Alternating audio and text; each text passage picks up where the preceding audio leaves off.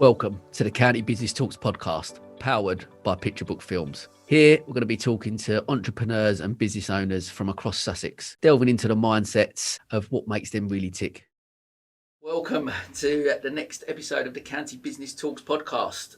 Today, I'm joined by a young Brighton-based entrepreneur who in April 2020 launched a tech startup company, Naurt. Naurt is the pioneering creator of the next GPS, creating a plug-and-play toolkit for high-precision, beacon-free tracking, which is 150 times greater than GPS. In just over a year, the company has grown to 7 staff and secured its first round of funding.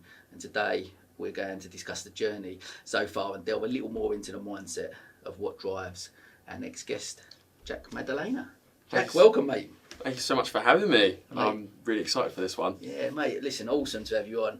Look, we're going to delve straight in. Just talk to me a little bit about, tell listeners a little bit about your business journey, where it all started. To be completely honest, I just stumbled into the next thing after the next, and it sort of led to the point where it was quite funny. I remember looking up the office the other week, and it was a Friday, and just going like, who on earth allowed me to do all this? But it was one of those moments of realisation. It was like, we're doing something really cool here. I don't know really where it started off. I think I never was good at school. I was half deaf when I was really young. So that got all sorted out when I was roughly around about year 3. And then 6 months later, my teacher went, I think you're also dyslexic. So my parents thought, we fixed him, then found out there was a whole other thing. And that really brought me back, and I got kicked out of multiple different schools and all kinds of different things. But I think my dad showed me The Apprentice, and I fell in love with the idea that you have a bit of money and then you try and make more money out of it. And it was kind of like this like game or competition or whatever it was. And then I found out about Dragon's Den, and I remember turning around to my mum and dad going, could I stay up late to watch Dragon's Den? Wow. Like that was like my thing. So I did all kinds of different things at school with the sweet lockers and everything. But I think the real first point was my dad created an app that got picked up being one of the top 10 virtual reality apps to download. Wow. And I was helping him out with commercial bits here or there. And then we sort of looked at each other, was like, you know what, why don't we do this full time? Yeah. And that sort of escalated. We grew the team to 6 people, worked with some of the largest companies around the world. Like Royal Caribbean Cruises, Nissan, Chelsea, JD Sports, Size, Gillette, PG. Wow. It was kind of like a Pokemon game for me to try and see how many logos I could get on the website. And that was like what we really sort of went on to. And then we sort of realised we hit a glass ceiling because you couldn't really get many retainers unless you did like training simulators. Never really interested us. So I wanted to bring a product to market. So I started asking all my customers, what is their biggest pain point? And the head of innovation at TUI said matchmaking different customers up at different points of their journey. So that's interesting. I went to somebody who was very clever, Nick, my co-founder. I went, do you know anything about tracking software? And he goes, well, funny enough, I've been building something for the last 6 months. I went, perfect, we're sending that to TUI. And then that's how it all really started, and that's how we sort of come about. So it just was one after the next of just trying to do something, and I managed to end up here. So I love that, because I often ask people on the podcast, where did that entrepreneurial journey start from? Where in the sense that what sort of inspired you to do that? And I love the fact that so with my parents, they weren't entrepreneurial in any way. Both really hard workers, taught me really strong work ethic, worked really hard all their lives, and I've got that from them, but wasn't entrepreneurial in that sense. And I always say to people, I wonder whether I got it from I watched too much Only Fools and Horses when I was younger. You know what I mean? So it's interesting to hear you talk about obviously Dragon's Den and things like that. Yeah. Watching them, and that sort of inspired you. So I guess, like you said, and I love it as well. I love talking to entrepreneurs that, like, you know, sold some things at school, like sweets and bits and pieces like that, just to nick a few quid here and there. And I think I love that. And that's where it starts. You've always, I guess, as a young guy, just always had that part of an entrepreneurial spirit. Yeah, I think because of the restrictions of school and everything, I remember my teacher saying, Jack will be held back. And I literally, I get goosebumps thinking about it today still. Yeah. And it was one of those points where I don't know if it was my parents, I'm assuming it was, but there was this self-awareness enough to be able to go, right, if I'm going to do something, it's going to be off my own back, or otherwise I'm going to be like a bricklayer, or I'm going to be doing something with my hands and that kind of thing, rather than trying to remember stuff. So yeah, setting sweets and iPhone cases and iPod cases at school, and then I realised that popcorn had huge margins, and so I bought a popcorn machine and started selling fresh popcorn in school every day, because it was great. It only cost me like 3 or 5p to bag of popcorn, and then I'll sell it for £1.50. It was great. Hey, I love that. I love that. That's brilliant. I mean, what fascinates me actually with like sort of, especially maybe the young, like a different generation to me, younger, millennials, Gen Z and stuff like that, that there's a side hustle culture, which you've grown up in that era with a side hustle. So like, it's interesting that you've alluded to a couple of even things at school and stuff, but obviously coming out of school, because I know there, nightclub managers that were and other bits and pieces on the side, but was it, they're always then with them jobs that maybe paid the bills or whatever, but you always had little things on the side? Is there any other bits and pieces prior to getting to Naurt that you had done, or? Not really. I kind of, to touch upon the sort of the nightclub stuff, I got sort of sucked into it because I was, completely honest, I made a deal with my mum that if I went to college, I wouldn't have to go to uni. Right. And that was like my way of getting out of an extra bit of education. But I started going out a load at college, and I really wasn't knuckling down or doing anything. And then somebody was like, "Oh, I think you should help me run this night." And I went, "Why?" And he goes, "Well, you're just always out and you know people." And I was like, "Okay." And that sort of escalated where I was running my own night, and there was a lot of autonomy. So I was still in some sort of framework, but I could do a lot myself, and like sorting out the DJ and sorting out bits and bobs. And if we were going to have like an act or something on and that thing, and it was very sort of, I learned a lot of the fundamentals of sort of business there. But no, I never really had any side hustles, because I went from there and then went straight into the VR thing with my dad. So I went straight into it, and it's one of those things for me with the word entrepreneur. I really sort of, I cringe that people call me like a co-founder or CEO still. But I don't like the word entrepreneur, because I feel like a lot of people do the side hustles, put it on their Instagram bio because it's like a lifestyle thing. It's not glamorous what I do. Like, I'm in early, I leave late, I'm constantly working, there's long hours. Like, I think there was an adjustable period where I think my parents realised that I wasn't talking to them as much because I was just fully doing things, and it's affected other relationships. So I think when it comes to that type of thing, you've got to sort of really look at it and go, is this something that I really want to do? And that's why I feel like side hustles is just like, I can make a bit of money, and you can do it, and you can dip your toe in and out of it. But I think with me, everything I want to do is sort of more longevity wise. Amazing, I think that's really interesting, because I think that there's a little bit of a narrative that went on, and I think it's changing a little bit, the culture now, but there's a certain narrative that was out there that, look how, like you said, people posting on it and say, look how hard I'm working until 2 o'clock in the morning, and I've got this side hustle and this side hustle, and like, it's almost, you want that validation from people. Oh, you must be successful because this is what you have to do to achieve that. And look, as we've alluded to, there's running a business, you have to work a lot of hours, and you do have to put your own, especially when it's yours and you're passionate about it, you do that. But there is there is something on the flip side to that I think you people have got to look at and go, that I'm doing this because I'm passionate about it, I'm going to grow it, and that's more of a longevity thing, as opposed to just getting that validation from other people.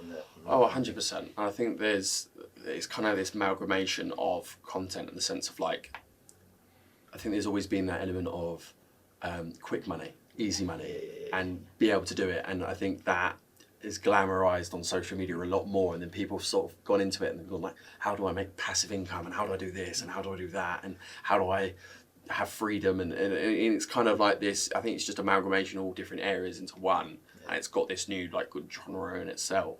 But I think for me, I like to think of myself as more of a businessman. Like, I'm doing this to try and create a company that we're going to be in 5 years' time, have 100 million annual recurring revenue. Like, it's what we really are trying to do, is trying to have some really big goals and ambitions. And that's what drives me, and that's what excites me, and that's what I want to be doing on a continuous basis, and try and see if I can push myself to that point. Not just trying to make some quick money here or there, if that makes sense. But I think it's very glamorized through social media. And it's a bit sad, because I think, like, I was chatting to one of my mates recently about this, where he was thinking of doing a side hustle. And I was like, look, just do it for free, because he was going to set up like a little marketing agency. I was like, do it for free for a couple of people and find out if you actually like it before you actually do it. Turns out he didn't, because he got a really nice corporate job in London, and he's making some good money, and he gets to go out and race his dad's kit car thing at the weekend when he can, and he still go see his mates and all that kind of thing, and it just suits him better. I think it also is a lot more of a lifestyle thing. That's really good advice, you know. I think that because I think it is glamorised a lot, and people don't necessarily realise the sacrifice. Like, I'd be interested to hear, like you say, even just with the hours and stuff, but the sacrifices you make, maybe not going out with your mates as much as what you used to, and that's what it is running your own business. Like you said, especially when you're trying to build something from, like you guys have done from the ground up, and build it with some longevity there. And I think that's really good advice. I look at that and see some other people out there who do, like you said, I've got this card. People say to me sometimes, like, I look like you have a great life and you're out networking, but it's work. Like, you're still out doing them things, and like, you don't want to be there like I am at 8 o'clock at night and doing what I do, or in that sort of sense. It's the narrative that sometimes people look at and see from the outside, and it's not always like. And people sometimes you look at it. I don't think as a business person or entrepreneur, whatever people label it as now, I don't think it's necessarily that you want to go and get a job and do that. I don't think I would. A lot of people I spoke to on the podcast have said about potentially all of us as business people are actually unemployable. But you look at it and you see other people who have got them lives, and that's fine, and that does suit people, because this life isn't actually for everyone, is it? But it's, if you find something that you're passionate about, as you have done, find something that you believe in, then you can make it work. Oh, 100%. I think it's that judgment call that you have to make, and I think I made that judgment call when I was younger, where it was like, I'm more than happy to put the hours in and sacrifice those little bits, but just for the fact of knowing that I'm creating something that, like, I truly believe that what we're doing could generate the next technology revolution, and will be the backbone behind it. So like the autonomy of agriculture. So you wouldn't have a farmer in a tractor going down those tram lines. Like, it will be all autonomous. Autonomous construction and automating those sides. You've got drone deliveries, smart cities, smart buildings, and changing the dynamic of things. And these are all being hindered or blocked because of not having good enough GNSS accuracy or precision. And that's where I think we come in and sort of allow them to have that location intelligence to really sort of take it to the next level. And that's what really excites me. And I generally believe that we could do some really cool things and be optimistic about the future of innovation and the good of innovation. And for me, I'm willing to sacrifice watching Netflix or whatever's on TV or whatever's going on. So to be able to do that, and I think that's what really, there's sort of a purpose behind what we're doing, and I think everyone knows that in the room, that what we're trying to strive for is something that will change how people see the world. We might not even know that Naurt's within it, but will be on people's phones and other devices. That really sort of gets us all up and sort of really pushing the boat forward. That's it, and I guess like from the stuff you have to where you are now, what strikes me, and reading a little bit about it, and watching obviously your docu-series and stuff like that, is that it's a purpose-driven company. I think that's the key. Like, you talk to a lot of people, maybe of my generation, and maybe some driven by money, whereas it's so much more. When you realise that if you are chasing money, things are not that, you're not going to get there.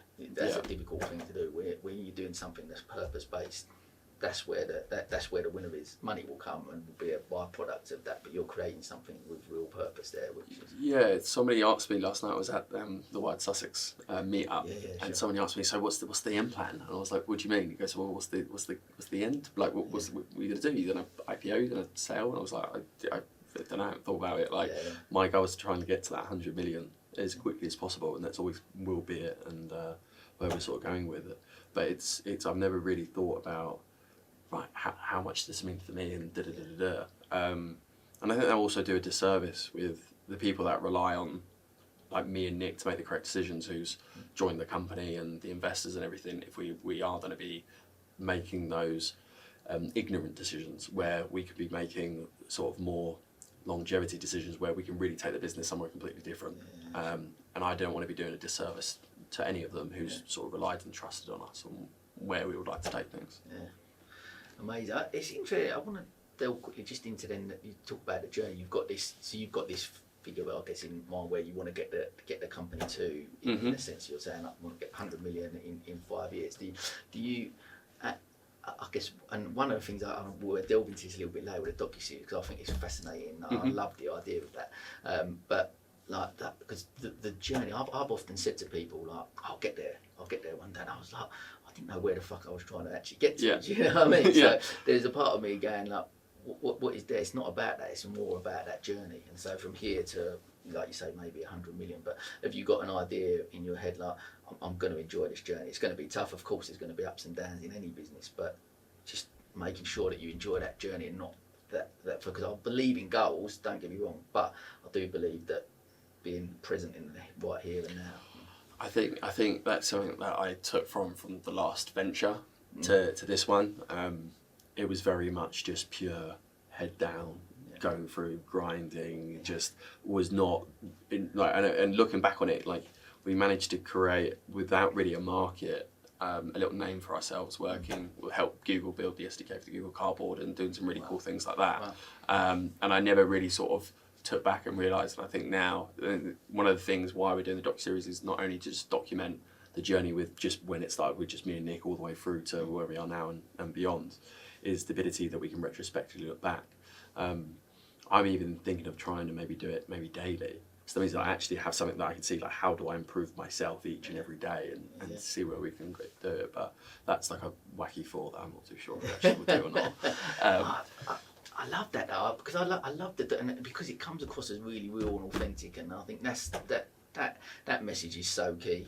One of the things I wanted to do the podcast, I love, as I said, alluded to, I love a chat. So, but I love finding out about people's journeys and just I ask everyone that I speak to about coming on, just be open as you can and authentic. I think that's what, from the docuseries that I've sort of watched of yours, I really get that sort of feeling that it's just, look, this is I don't know if you've read that there's another podcast I listen to called Diary of a CEO, which is Stephen Bartlett, fascinating guy. But I like it's almost like the idea of that, like diarising that your journey, which is amazing because people almost buy into you and buy into the company and get on the journey with you, sort of thing. Yeah, like to before going into sort of a couple of the reasons, to just give you some metrics behind the docuseries. Like we had 500 people apply to work for Naurt so far. We've had 10 VCs reach out to us because of the docuseries. Wow. So just on like an ROI for us to film each week and upload it, we've done it for 6 months. We're seeing huge amounts of value out of it.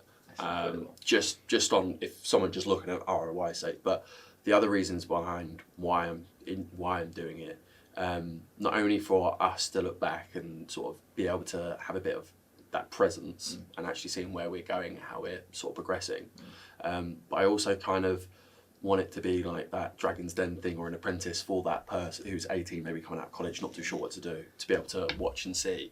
But I also want to make it really authentic that any of the stakeholders looking and getting involved in Naurt get to see actually the ins and outs of what it's actually like being at Naurt. And I don't want to put a character on or something, because then it's going to be quite obvious that when you get into it or you see it or you get involved, it's not that. So really want to make it completely transparent and clear. And going off after that thing we spoke about earlier about social media and what is actually the truth and showing it, I want to show as much as possible the good, the bad, the ugly, so someone can make the educated decision of going, you know what, actually, I do fancy trying to do a bit of that, or actually my corporate job in London actually is quite nice and I'll just watch and get the entertainment out of it, and also allow them to make their own sort of decisions out of it. But also it like to buy in from different stakeholders, like people wanting to work for Naurt, the VCs buying into the story and the narrative that we're sort of portraying at the moment, and believing in us is a great way, and also to be able to be in front of people's mind and have that mind share on a continuous basis that we're still here. At the end of the day, we're a startup. We really don't have a marketing budget or anything. So having the ability where people constantly are reminded that we are still a thing allows us to then make those quick connections and everything else as well. That's incredible. You talked about that. I'm going to just jump on now to, cause you mentioned about obviously sort of VC and funding and stuff like that. So I know obviously in March this year you received your first round of investment. Talk me a little bit about that process and about that. So to give you a bit of backstory, so going all the way back to just before the pandemic, I was out in Dubai working with the Etisalat. We got a reseller partnership with the Etisalat, the largest telecoms company in the Middle East and North Africa, as well as we're working with Dubai's transport department, the RTA. And they were like some of our first type of customers. And then the pandemic happened. I came back to the UK, the skin of my teeth. Literally did it was quite entertaining. Somebody came up to me, was just like, "You're not an Emirati, are you?" And I was like, "No." He was like, "You need to get out of the country." Because we worked in like the equivalent of 10 Downing Street. Wow. And he was like, "You need to get out of the country." And I was like, "How long do I have?" And he was like, "You need to go sharpish." I was like, "I have a board pitch to the Dubai's RTA.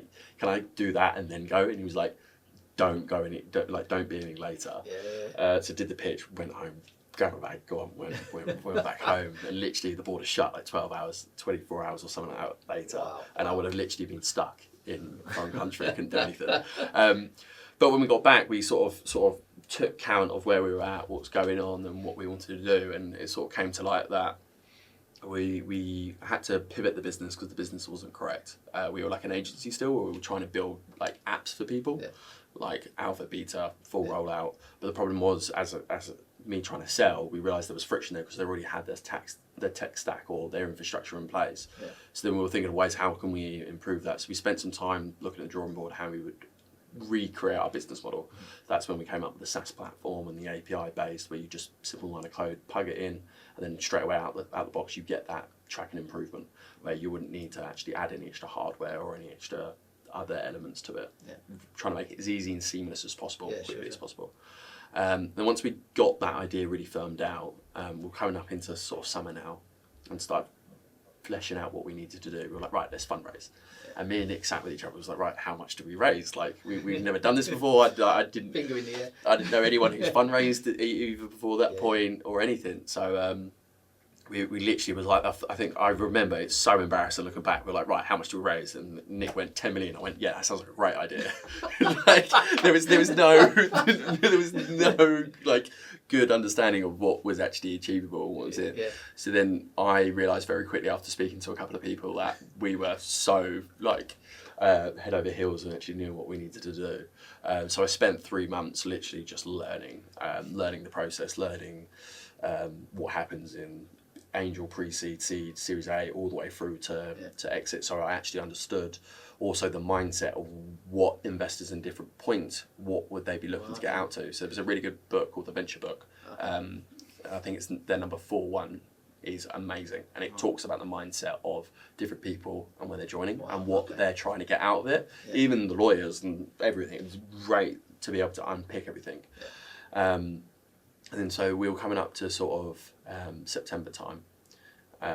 Just before September, I started booking in, like I knew for a fact VCs that weren't good matches, but I managed to get the first call. And what I did was I just pitched and went, what was your feedback?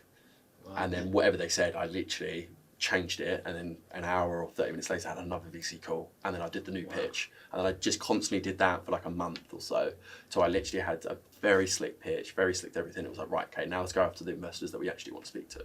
That's amazing. So then we started having investors, that all started going well. Unfortunately, they pulled out in the last minute, managed to find some new ones, after which that took like 2 months to convert. So we actually closed the deal in February, but we announced it in March because there was a couple other bits and bobs we needed to polish up on.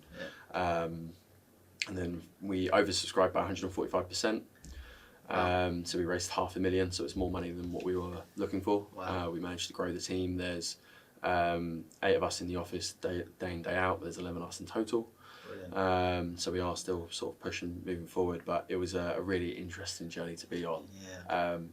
They say it's a full-time job. It's a full-time job. There was no other things that I could do. It was literally on the phone, networking.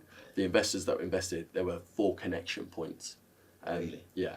So it was nowhere near somebody who I first encountered, but you basically just had to network, speak to everyone. Like I was speaking to recruiters, to accountants, to anything and everything, to see if we could.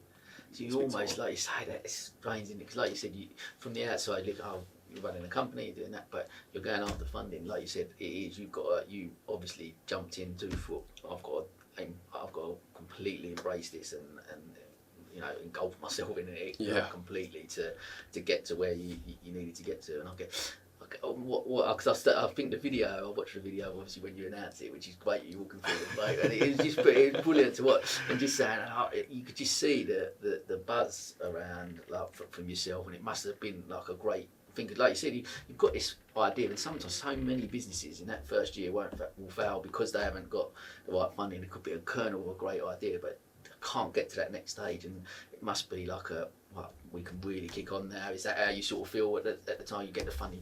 We can really kick on now. I know we've got this. Or it was quite entertaining. Like my mum and dad bought me like a bottle of champagne to say congratulations, and I was literally just like, thank you so much, but I've got like the list of things just tripled, 10x like what I need to do task wise, and I didn't really take like account until months on end later. Looking back on it, it was like, wow, what we've managed to do so far, and that was really weird. But no, I really didn't have a chance to.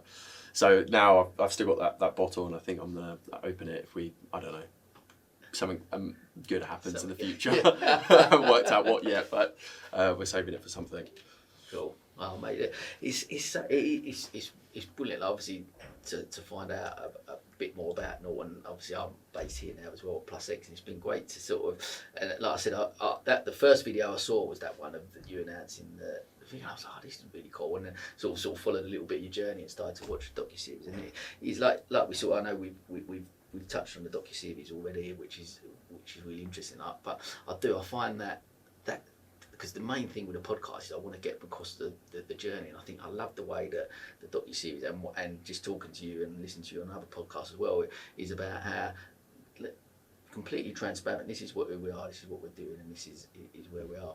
I'm keen to know a bit about Nick as well. So he's the CTO, is that right? He's the brains. It used to be there was a bulletin board thing where you can like find out about accelerators and all kinds of different funding opportunities and that kind of thing. And my bio used to be I sell whatever my co-founder makes. And that literally was it. We could not be any more yin and yang, but it's the perfect team. To give you a bit of backstory on Nick, he got hired in his second year of uni to teach the subject he was in. So when he graduated, he had a seat on stage as well as the audience. So he wore I think it was the staff gown and I don't know what you call it, the hat, student hat thing. I never applied to uni, so I don't even know what it's called. He did a multiple award first in the academic arena, went to conferences, published white papers, the lot. Wow. Fell out in love with the politics of it. And that's when, because I kind of knew him before then.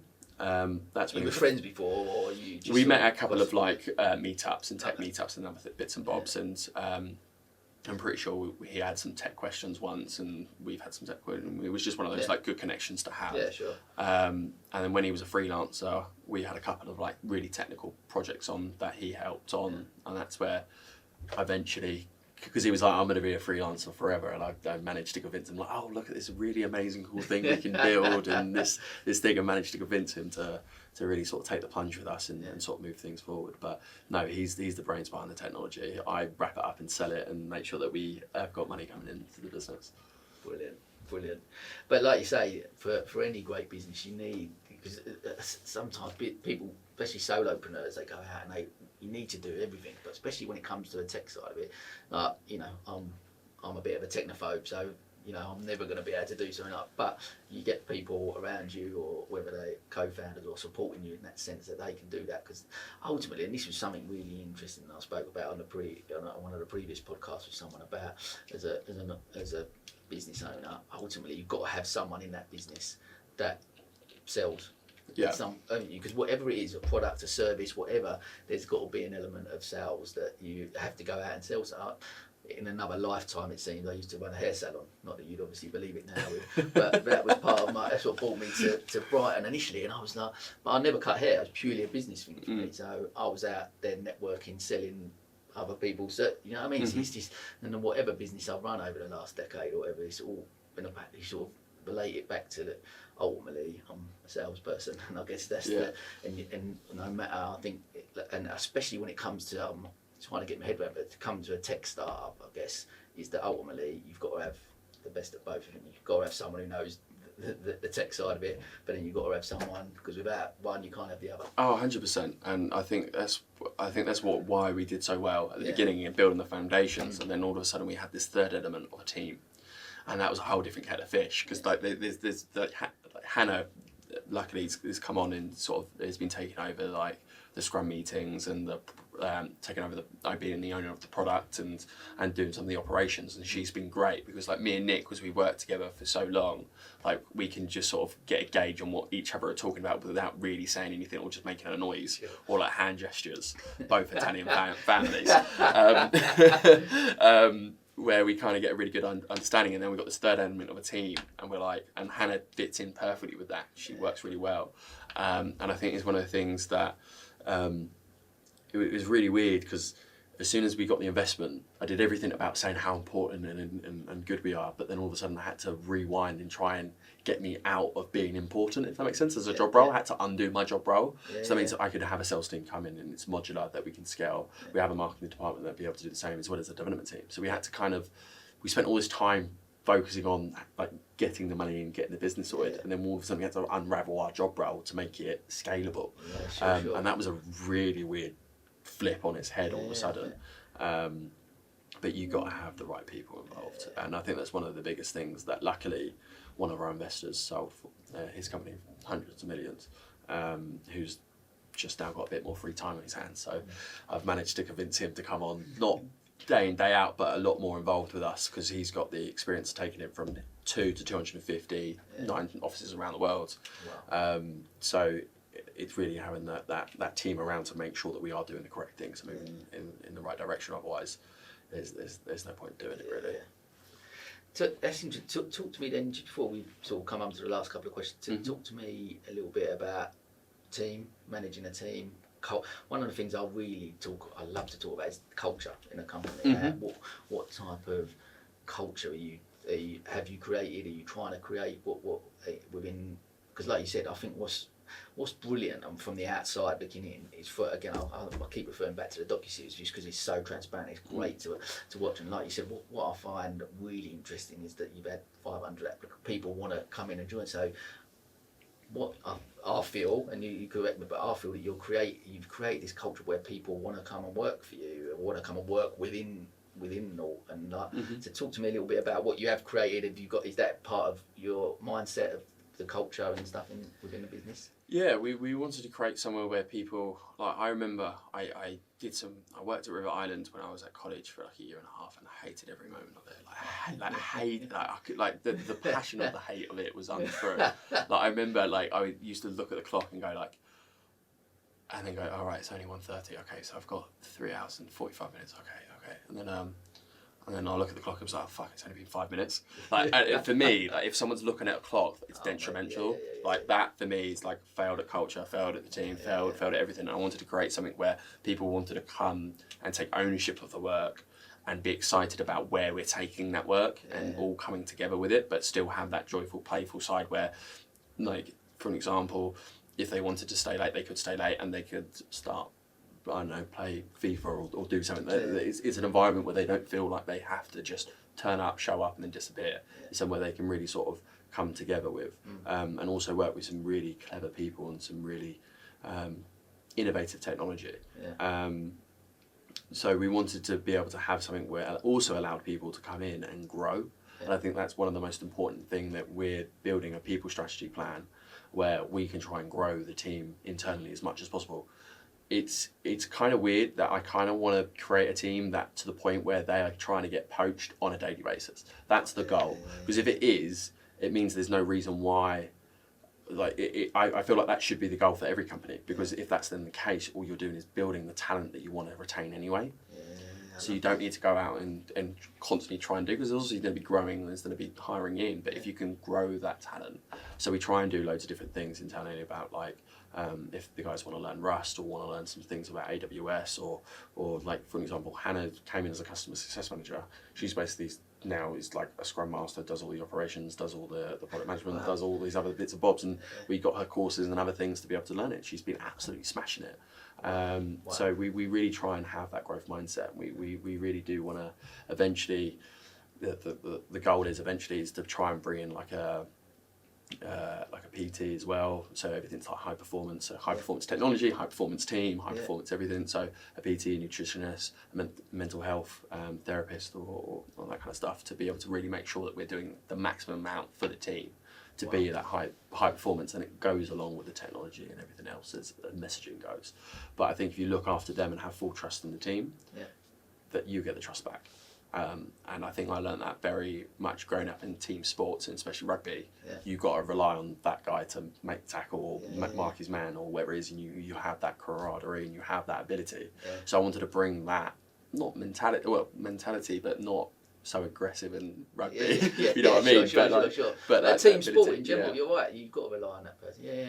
So I think that's where we really trying to build that forward, and we try and do nice little things. Like we got a film camera recently, and taking a load of photos of us, and there's some really funny ones of like, I won't name names of people underneath desks going, why is it not working?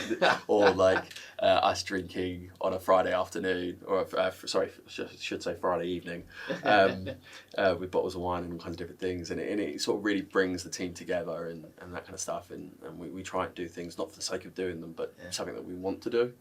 And I think it's got to happen organically, but you sort of set the tone, set the role model. So if you're coming in and you're disappointed about whatever, you got to leave that shit at the door. You have to be the emotional rock, that you're optimistic, happy, bubbly. You always have to be like that. And then it sort of brings those people to it, and it happens organically. I don't think you can go, these are the set rules that we're doing. You can come up with strategy plans to help improve people. I think as culturally goes, like when you're out with your mates, do you have a set rules of how to conduct with your friends? No. So why would you try and replicate it in a different environment? It's a great analogy, not forward with like that. That's a great way.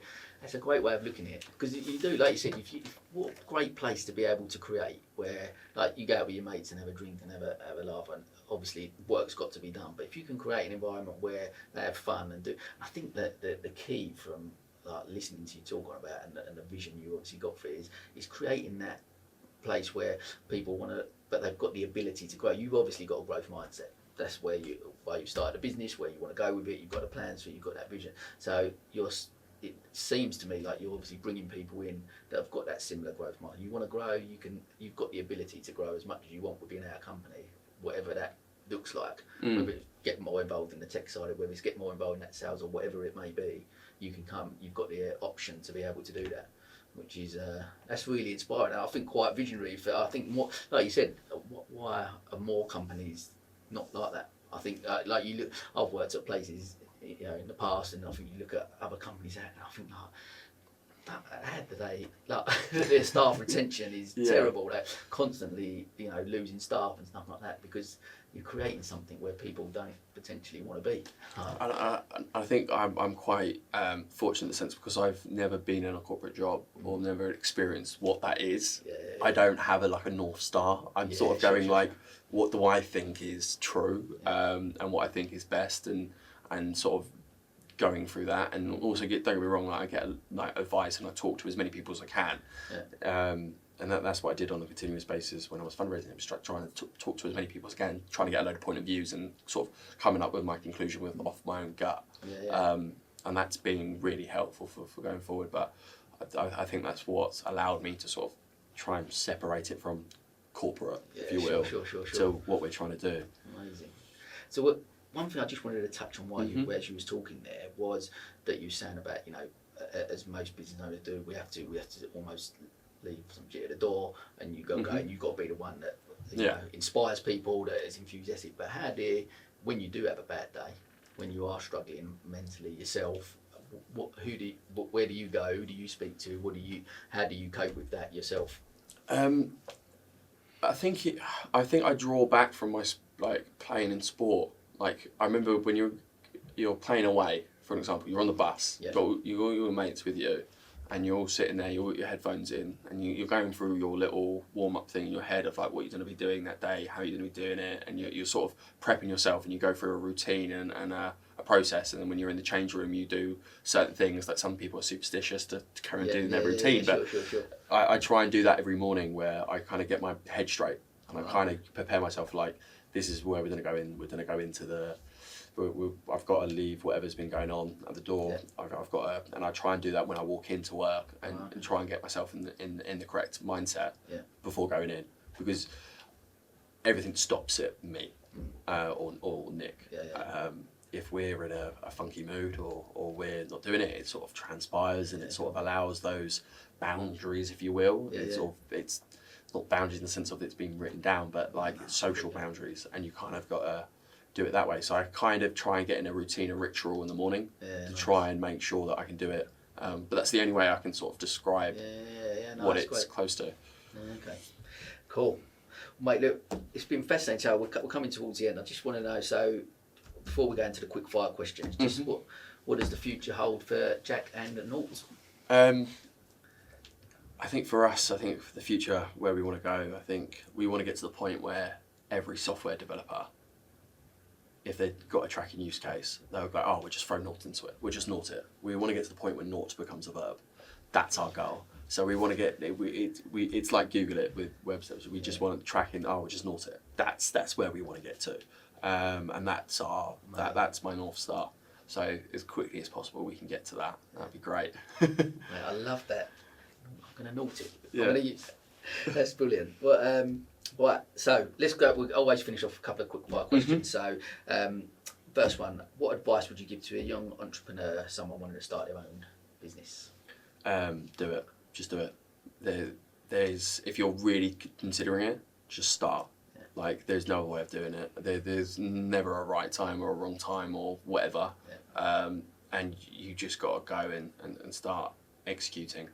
You don't have to be optimal right from the beginning, and don't expect that you know everything, and don't expect things to go smoothly, because trust me, they really fucking don't. Like, as much as I'm making it sound like things are all happy rainbows and things, like, I get punched in the face on a daily basis of things messing up, or things need to be tweaked, or things need to get sorted out, or I need this for this client, or I need to sort this and that. You just need to start. It's never going to be smooth. It's never going to be easy. And you just got to start learning as much as possible, and you can do it on a very small basis and try and gradually build it up, but you just got to start. Love that. Right, and final one, can you give me 3 traits that you think a good business person needs to be an entrepreneur or a good business person? I think they need to have self-belief. They need to believe in themselves. Like, I even get to the point of like, what the hell am I doing here? Like, who the fuck is giving me permission to do all this?